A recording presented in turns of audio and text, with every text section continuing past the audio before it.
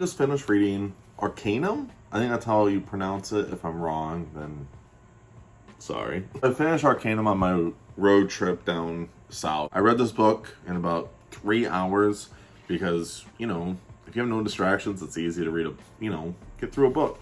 And good print. It's a short book. It's not even 300 pages, which is really nice to read. I read this book, like I said, in about three and a half, somewhere around there. And this book was really fast paced, which is one of the best parts about it. Every chapter was like maybe 10 pages. So it made the flow of the story really easy. And you start off with the book where you get to learn this guy named Elvan. I think that's how you pronounce his name. Sorry in advance, but I'm pretty sure it's Elvan. So reading this book, at first I was like really digging it. I think it was a really well written book. And I think the characters themselves were really fun to read. At first I was trying to figure out, I thought it was gonna be like a murder mystery.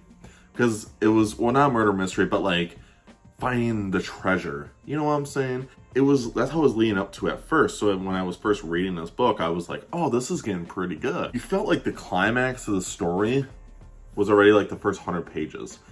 And then Elvan gets shipped off to an island. And then in the island, these monks take him and like teleport him to like an island. Which is actually a really cool concept. Because in my head, I was like, oh, they're just gonna put him on like an island and that was gonna be the end of it for the rest of the book. And then I realized, I'm like, oh, I still have like 100 and some odd pages left, so yeah, I guess not. But the only problem I have with this, because like I said, it was a pretty fast-paced book, except for the middle part.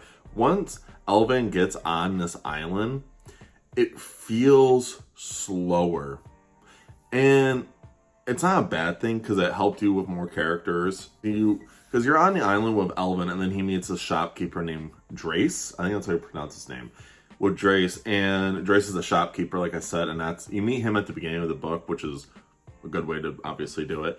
And throughout the beginning parts of this book, I really enjoyed the beginning. I thought it was like a really cool, like, treasure hunt book, and that's what I really enjoyed with the most of it. It led to like more of a mystery because Elvan's trying to figure out what happened to his mother because his mother got exiled, and that's like at the beginning with a prologue, which is a really cool way to set the tone of this book. Towards that, like once they are like on the island, you get some character development, but it just felt kind of slow. Like I don't know why. I feel like if that was like out of it, it might have been like not interesting, just it would have been a lot quicker, I guess. But yet again, I'm not trying to take that away from the book. I actually really liked the book. I gave the book a 4 out of 5 stars, and it was just a fast read. This is going to be a quicker review just because this book, like I said, is fast-paced, but I don't want to spoil anything. And that's why I can't go too deep. But all in all, it was a fun book, and it was from my friend James. Make sure you check out the book on Amazon. It's available on Amazon. Check it out. Leave a review once you read it. Put it on Goodreads and everything. Make sure you guys do all of that because he is also an indie author. And check him out on Instagram. That would be really cool. Give him a follow. If you guys made it to the end of this video, I do appreciate it. Guys, check out all the socials down below. And make sure you guys stay safe, stay hungry, and tell someone you love them. I'll see you guys in the next video. See ya.